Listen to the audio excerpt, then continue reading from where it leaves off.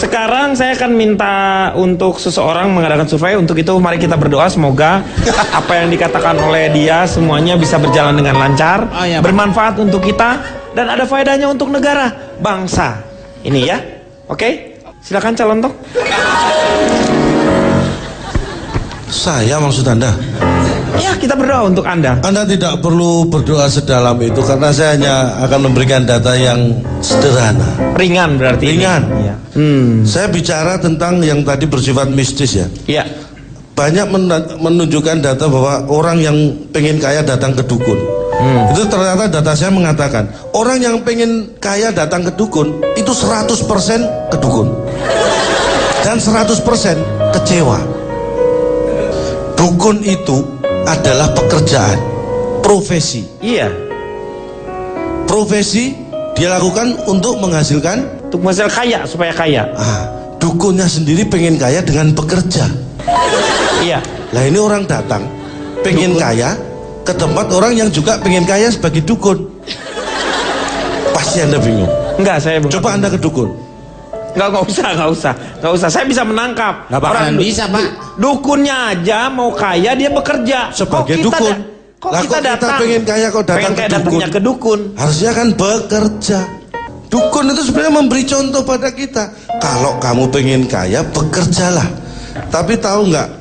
Pola pikir orang biasa dan orang kaya itu beda.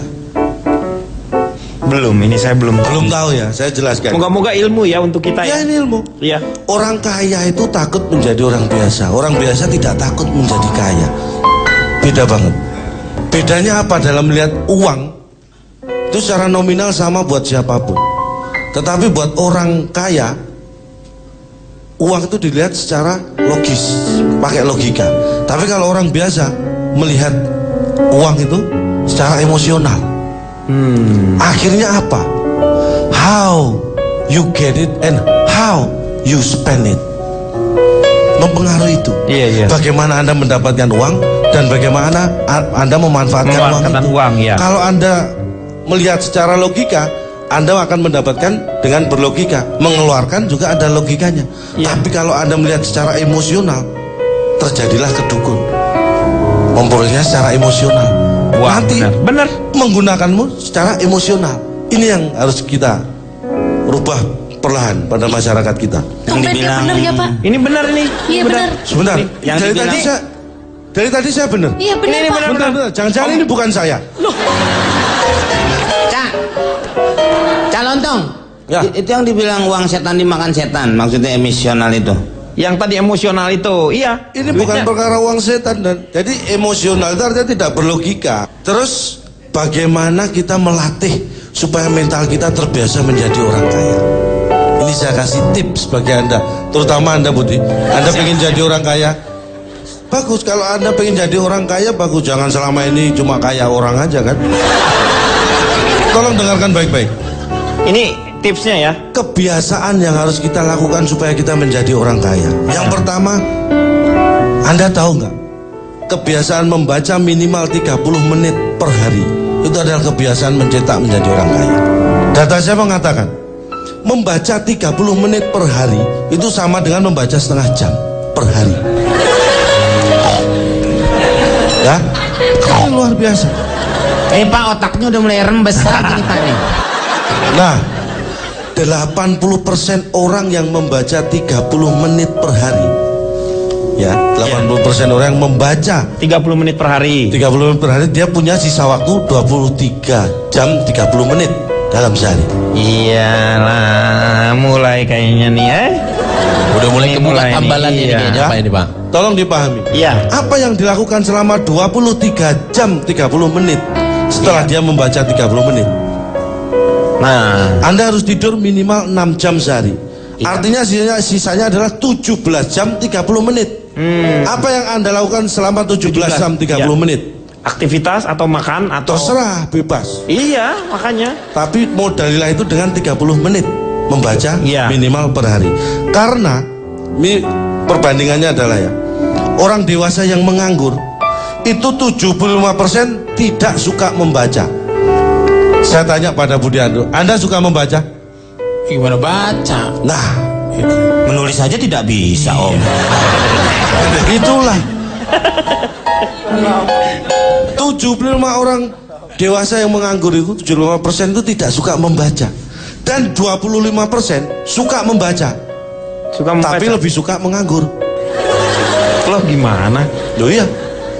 Lebih suka menganggur daripada membaca. Ini makanya yang membuat dia tetap tapi kan nganggur. Dia orang menganggur, dia yang makanya padahal kalau dia bisa membaca tetapi dia nggak mau, maksudnya. That's right.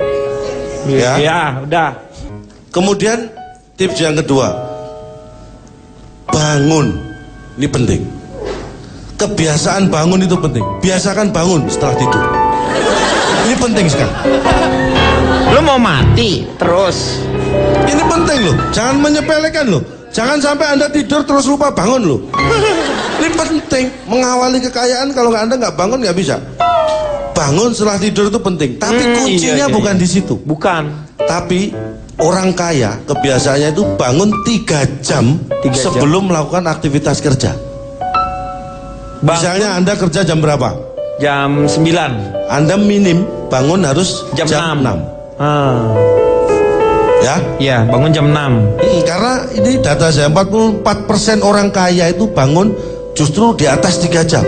Kalau dia kerja jam 7, kadang dia jam 3 sudah bangun. Kadang jam 2 sudah bangun. 5 jam dong kalau kadang jam, iya, lebih. Jam 1 udah bangun. Ada yang seperti itu. Jam 12 sudah bangun. Nah, itu yang belum tidur. Dan 70% orang yang nganggur.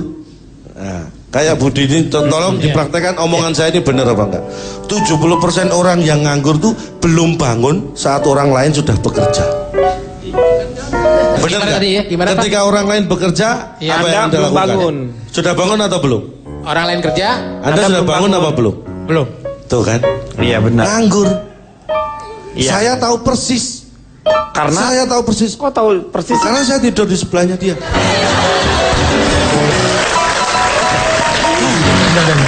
Terus tadi gimana?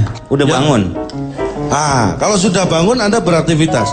Ada satu kebiasaan yang menurut Anda mungkin sepele tapi ini penting buat orang. Apa itu? Mengucapkan selamat ulang tahun kepada yang baru bangun. Selamat bangun kalau itu. Mengucapkan selamat ulang tahun itu kebiasaan yang sangat baik dan penting. Ke siapa? Orang nggak ada yang ulang tahun, lu samatin ulang tahun. Pak Denny, penjelasan saya ini mungkin memang agak berat Anda pahami ya, tapi akan coba pelan-pelan saya jelaskan. Mengucapkan selamat ulang tahun itu esensinya luar biasa. Apa sih makna dari ulang tahun? Semakin sering Anda mengucapkan selamat ulang tahun kepada orang lain, itu semakin hebat, akan mencetak Anda menjadi orang kaya. Karena prinsipnya begini. Ketika Anda ingin mengucapkan selamat ulang tahun pada seseorang, satu, minim Anda harus tahu siapa orang tersebut dan kapan dia lahir. Kalau Anda tahu seseorang kapan lahirnya dan sekian banyak orang Anda tahu kapan lahirnya, berarti ingatan memori Anda kuat. Oh gitu. Semakin banyak yang Anda beri ucapan selamat ulang tahun, itu menunjukkan bahwa link Anda, partner Anda, teman Anda semakin banyak. Tahu nggak? Memori yang kuat, partner yang banyak, itu adalah modal kita untuk menjadi kaya. Bener lagi nih dia. Bener lagi nih dia. Ini satu hal. Tapi selamat ulang tahun. Loh, dia belum ulang tahun. Dia belum ulang tahun. Cuman satu hal. Saya jadi kaya. Sebenarnya dia harus mampu mengingat semua orang yang ulang tahun, orang-orang terdekat. Karena dia tidak punya handphone smart. Kita akan kembali setelah yang satu ini.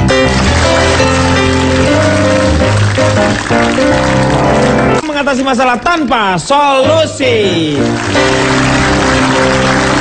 Balik lagi, Cak. Itu kan misalnya yang namanya ulang tahun itu kan bisa disimpan di memori yang lain. Kan kita punya komputer, smartphone. Itulah masalahnya.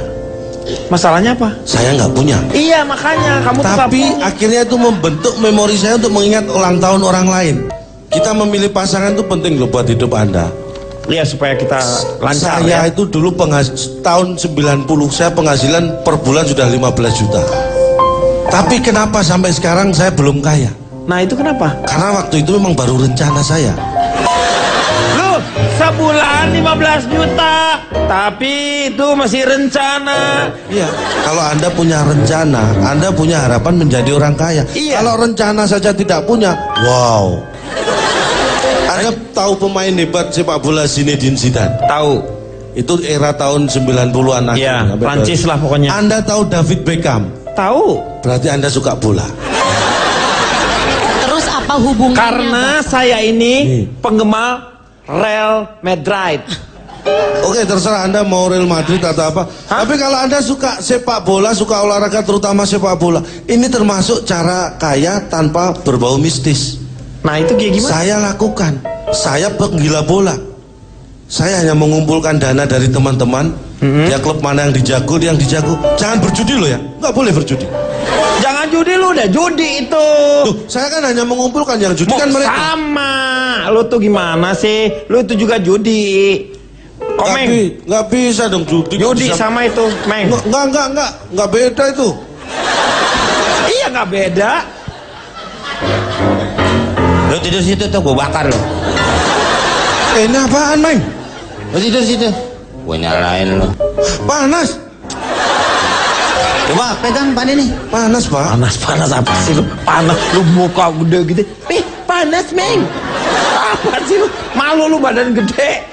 Pak, panas Itu loh. Panas. Apaan?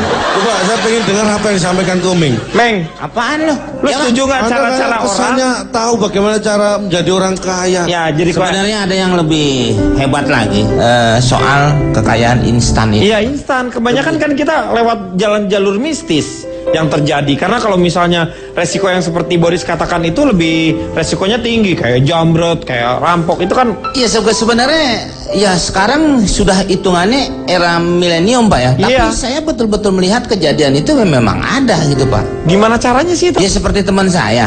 Itu baskom diisi air Pak. Airnya air putih. Itu oleh Komeng dimasukin ke air. Ya sama teman saya, karena saya ngikutin aja. Oh, iya. Baskom kosong, diisi air putih. Iya. Terus Karena waktu itu diisi air lain nggak muat Pak. dikasih air apa? Aerobik kan pada narik di situ susah. Sekalian air raksa, Meng. Air raksa biar nggak kelihatan. Aerobik dimasukin situ. Iya maksudnya air putih itu Pak. Lu pikir Vicky Burki bisa masuk ke situ? Aerobik. Ya saya kan nggak tahu waktu itu Pak. Iya. Baskom diisi air Pak. Taruh lilin. Sep. Dinyalain Pak. Teman saya berubah jadi babi. Dia langsung jadi babi. Menjadi babi Pak. Nih maaf nih Bud. Oh, kenapa saya dibawa? Saya nungguin di rumahnya Pak. Iya, dianya. Terus dia keluar dari rumah itu. Keluar Pak. Kebetulan nggak jauh-jauh ada seorang pengusaha. Itu babi keluar. Iya. Saya tungguin Pak. Dia pokoknya mengarah ke sana Ke rumah orang kaya itu. pengusaha itu. Pengusaha peternak dia. Oh, peternakan juga dia. Iya peternak Pak. Peternak babi. Hah? Nah terus dia keluar nih Pak. Saya tungguin Pak. Nggak balik. 2 jam belum balik Pak.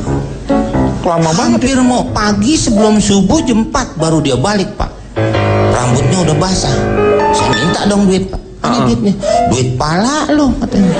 Gua masuk ke rumah orang kaya. Set. Kata yang jadi babi temen saya. Iya. Set tendangan babi. Ditangkap orang kaya. Dikawinin babi perempuan Pak. Pikir babinya dia lepas Pak. Makanya dia pulang sampai keramas dulu. Duit kagak basah. Dianya malah lepek rambutnya Pak.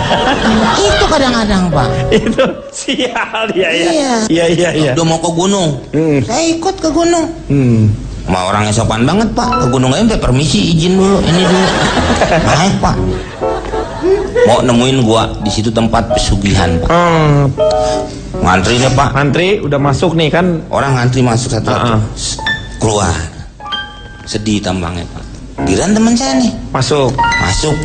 Saya ikut Pak. Set Pak. Nah, set. Di situ ada si Husen Pak.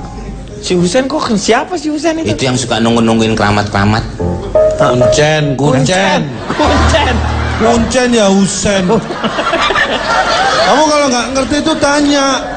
Kuncen. Yang suka nungguin tempat itu namanya juru kunci, dipanggil Kuncen. Bukan Husen. Betul. Bisa tahu loh, Le. Pak, ini yang keluar ada tak Komeng, terserah milih nih. Loh, Kan Anda nggak keluar berarti? Hah? Anda nggak keluar?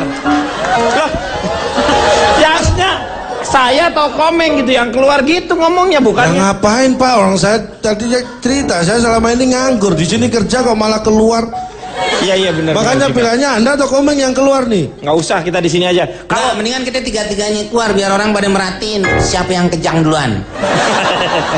Orang meneliti juga harus tahu. Ini kalau kita mistis, biasanya kan ada dampak negatifnya. Nah itu tuh. Dampak negatifnya apa itu? Ya nggak positif, yang jelas dampak negatif itu.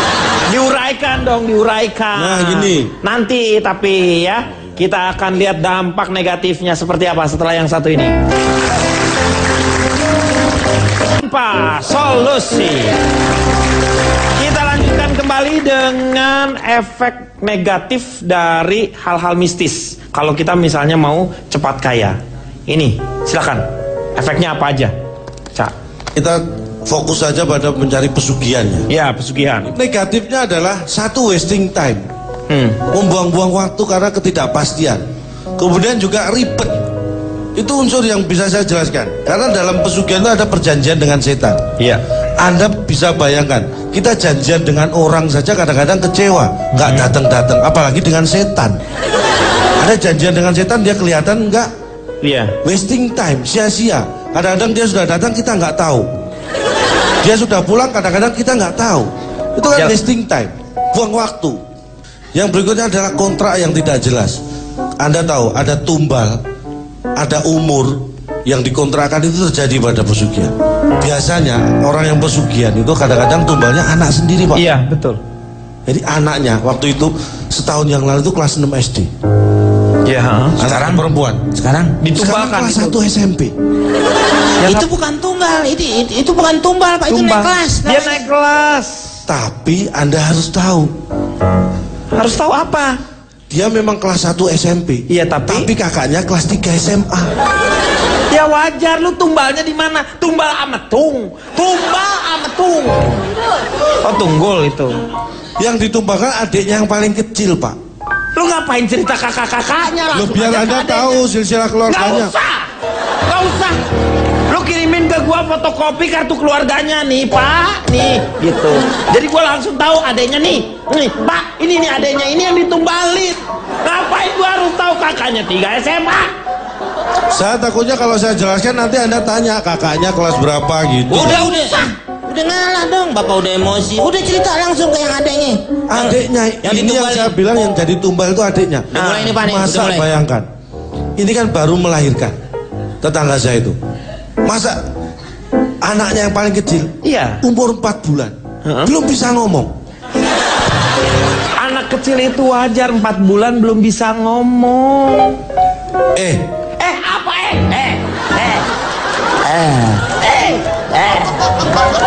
4 bulan ya nggak bisa ngomong lah. Nggak bisa Pak.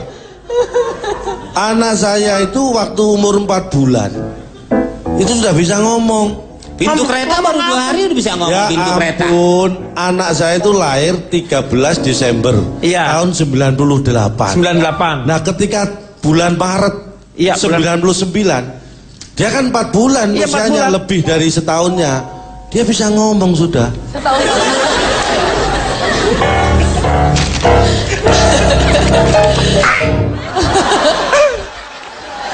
Udah Pak, udah Pak, biarin. Nih ada nggak nih sebenarnya tumbal, ada nggak? Kalau nggak ada nggak usah. Jadi orang jadi sakit darah tinggi, stroke, asam urat, semua pada nambah. Pak, kita tidak mau mensejahterakan keluarga Calontong ya? Bisa nggak sih Pak kita sejahterakan keluarga Calontong dengan cara menumbalkan Calontong? Kita lempar ke laut sama kepala kerbau Pak. Sepertinya itu ide yang cemerlang. Anaknya setahun lebih mah ya iyalah tuh bisa ngomong. Lah itu Anda bilang nggak bisa tadi. Tadi kan lu bilangnya 4 bulan. Lu anak lu kan 1 tahun 4 bulan. Anda sih beda-bedain anak orang. Tuh beda-bedain apa? Ini udah ngotot. Beda-bedain. Ini anaknya yang ditumbalin itu umur berapa? 4 bulan. Bayi Bisa Pak. Iya sekarang ditumbalin enggak itu? Nggak tahu kan anak dia Pak, masa. Lu tadi kan ngomong tumbal. Nah, maksud saya tumbal itu bisa ke anak, makanya anak itu harus dijaga baik-baik. Jadi anaknya nggak ditumbalin. Nggak tahu Ngapain lu Pak. cerita? Kita kan nungguin. Gue udah ngomongin kan, kirain gue dengerin. Oh, anaknya mau ditumbalin. Kan itu tetangga ya, ini ada tetangga Nggak satu. usah tutup. Nih, tetangga lu masukin ke sini. Lu sate semuanya. Sate. Pak, tapi ini satunya tetangga saya juga ini. Ya kenapa? Tetangga kamu kenapa di situ? Mau saya cerita? Nggak usah. Pak. Nggak usah. Notulen. Tujuan jadi resiko instan. Ada resikonya pasti. Tado Pak. Harus dibayar juga. Calontong nih tetangganya bukan? Bukan. Bukan. Oh, bukan. Seolah-olah ini kita hidup ini jadi kekayaan itu menjadi sebuah tujuan utama. Padahal tidak seperti itu seharusnya. Silakan, Betul. Notulen. Dari pembicaraan ini saya mencoba menyimpulkan dari sisi Bill Gates. Bill Gates itu kan salah satu orang terkaya di dunia ya. Bahkan pernah jadi nomor 1. Uangnya itu sekarang di tabungan 560 triliun rupiah. Penghasilan dia 250 US dollar per detik. Dan 7,2 miliar dolar per tahun. Kita bayangkan seperti itu. Tetapi dia membuat wasiat hanya akan memberikan uang kepada anaknya 10 juta dolar saja. Selebihnya dia banyak sumbangkan untuk penelitian tentang AIDS dan untuk membantu orang. Alasannya cuma satu. Saya tidak mau anak saya menganggap uang itu seperti memetik daun-daunan di atas pohon. Karena bagi Bill Gates, merayakan kesuksesan itu penting, tapi jauh lebih penting mengambil pelajaran dari kegagalan dan perjuangan. Dia ingin anaknya tidak instan. Yang kedua, coba kalau kita lihat uang kita, uang 100 ribu dengan uang 1000 selalu lebih lecek uang berapa? 1000. Uang 1000. Iya. Karena circle uang 100 ribu pendek. Betul. Dari bank masuk ke tas orang, dibelanjakan di mall, Lama, ya. ditabung kembali, selalu rapi atau disimpan. Tapi uang 1000 Lecek, dia ya. kemana-mana, ke anak yatim, ke tukang ojek, masuk ke celengan masjid, berputar terus menerus. Dari sini kita bisa dapat satu pelajaran bahwa bukan seberapa besar penghasilan kita, tapi seberapa bermanfaatnya penghasilan kita. Dan satu terakhir, tidak harus mampu membeli ranjang enak untuk bisa tidur enak. Iya. Satu hal yang bisa ditangkap dari pembicaraan ini untuk Budi, jangan pernah juga kamu menyesal mempunyai muka lecek toh seperti uang 1000 yang penuh dengan yang namanya pengalaman dan manfaatnya. Jadi jangan pernah kecewa dengan wajah yang lecek itu. Satu hal yang saya ingin ingatkan kepada para pemirsa, ini adalah merupakan pilihan. Untuk kaya dengan cara mistis, hidup Anda akan tragis. Tetapi Anda kaya dengan logis, jauh hidup Anda akan lebih manis. Orang manis minum air putih, orang sakit minum obat. Sampai jumpa lagi di LK yang akan datang. Lu mesti paham dong. Mari. Siapa yang punya mic? Kumpulin semua sama gue. Sini. Lu gak usah ngomong sini nih. Oh, marah dia, Pak. Marah. Lu mau ngomong di sini.